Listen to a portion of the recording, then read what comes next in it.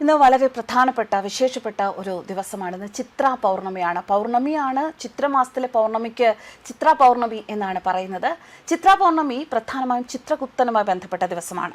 യമരാജന്റെ സഹായിയായ ചിത്രഗുപ്തൻ ജനിച്ച ദിവസമാണിത് എന്നാണ് വിശ്വാസം.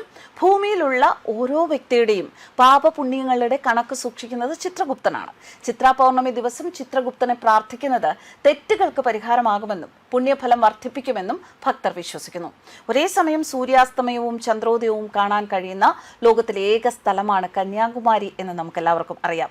സാധാരണ ചിത്ര പൗർണമി ദിനത്തിലാണ് ഈ മഹാതിശയം നടക്കുക.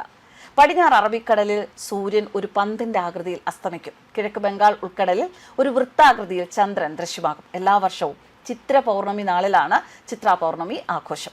ഈ വർഷത്തെ ചിത്ര പൗർണമി ആണ് ഇന്ന് വളരെ ആഘോഷപൂർവ്വമാണ് എല്ലാ ക്ഷേത്രങ്ങളിലും ചിത്ര പൗർണമി പൂജകളൊക്കെ നടക്കുന്നത്.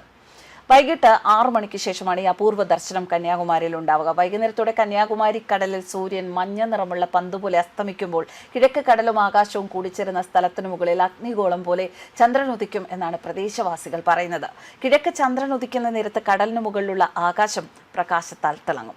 ആ സമയത്ത് കന്യാകുമാരിയിലെ 3 സമുദ്രങ്ങളുടെ സംഗമസ്ഥാനമായ ത്രിവേണി സംഗമ തീരത്ത് നിന്നാലാണ് ഈ അപൂർവ കാഴ്ച കാണാൻ സാധിക്കുക.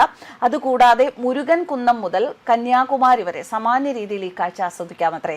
ത്രിവേണി സംഗമം കൂടാതെ സൺസെറ്റ് പോയിന്റ്, ബീച്ച് ഏരിയ എന്നിവിടങ്ങളിലും ദർശന സൗകര്യം ഒരുക്കിയിട്ടുണ്ട്. എല്ലാ വർഷവും ഒരുപാട് ആൾക്കാരാണ്, 10,000കണക്കിന് വിനോദസഞ്ചാരികൾ ഈ ഒരു സമയത്ത് ത്രിവേണി സംഗമ സ്ഥാനത്ത് എത്തും. വിനോദസഞ്ചാരികളുടെ സൗകര്യത്തിനു വേണ്ടി സംസ്ഥാന ട്രാൻസ്പോർട്ട് കോർപ്പറേഷന്റെ നേതൃത്വത്തിൽ നാഗർകോവിലിൽ നിന്ന് കന്യാകുമാരിയിലേക്ക് ബസ് സർവീസുകൾ വരെ അറേഞ്ച് ചെയ്യാറുണ്ട്. ശക്തമായ പോലീസ് സുരക്ഷയും ഒരുക്കിയിട്ടുണ്ട്. ആകാശം മേഘാവൃതമായതുകൊണ്ട് തന്നെ ചില മുൻ വർഷങ്ങളിൽ സൂര്യാസ്തമയ കാഴ്ച വ്യക്തമായില്ല. അതുകൊണ്ട് തന്നെ സഞ്ചാരികൾ വളരെയധികം നിരാശപ്പെട്ടിരുന്നു. മുൻ വർഷങ്ങളിൽ ചന്ദ്രോദയ ദൃശ്യം ആദ്യം വ്യക്തമല്ല എങ്കിലും രാത്രിയായപ്പോഴേക്ക് 7 മണിക്കൊക്കെ ശേഷം വളരെ വ്യക്തമായ ചന്ദ്രദർശനം സാധ്യമായിരുന്നു എന്നും റിപ്പോർട്ടുകളുണ്ട്. വിനോദസഞ്ചാരികൾ ഇത് നന്നായി ആസ്വദിക്കുകയും ചെയ്തു. ചിത്ര പൗർണമിയോടനുബന്ധിച്ച് കന്യാകുമാരി ഭഗവതി അമ്മൻ ക്ഷേത്രത്തിൽ രാവിലെ വിശേഷാൽ അഭിഷേകം, വിശേഷ പൂജകളൊക്കെ നടക്കും. കൂടാതെ അന്തരിച്ച മുൻ പ്രധാനമന്ത്രി ഇന്ദിരാഗാന്ധി കന്യാകുമാരി ദേവിക്ക് സമ്മാനിച്ച 1 കോടി രൂപ വിലമതിക്കുന്ന വജ്രകിരീടം ഈ ദിവസമാണ് ചിത്ര പൗർണമിയോടനുബന്ധിച്ച് അണിയിക്കും. അലങ്കാര ദീപാരാധന നടത്തുകയും ചെയ്യും. ചിത്ര പൗർണമിയോടനുബന്ധിച്ച് കന്യാകുമാരിയിൽ ആയിരക്കണക്കിന് ഭക്തരും വിനോദസഞ്ചാരികളും തടിച്ചുകൂടുന്നത് കൊണ്ട് തന്നെ കനത്ത പോലീസ് സുരക്ഷയാണ് ഈ ദിവസം അവിടെ ഒരുക്കിയിരിക്കുന്നത്. എന്തായാലും ഇതൊക്കെ അറിയുമ്പോൾ അവിടെ ഇതുവരെ പോയിട്ടില്ലാത്തവർക്ക് അവിടെ ഒന്ന് പോകാനും ആ കാഴ്ച ആസ്വദിക്കാനും ഒക്കെ ഉള്ള ഒരു തോന്നലുണ്ടാകും, അല്ലെങ്കിൽ ആഗ്രഹം ഉണ്ടാകും. ഇനിയും സമയം വൈകിട്ടില്ല. തിരുവനന്തപുരത്ത് നിന്ന് ഒരു 2 മണിക്കൂർ യാത്ര മാത്രമാണ് കന്യാകുമാരിയിലേക്ക് ഉള്ളത്.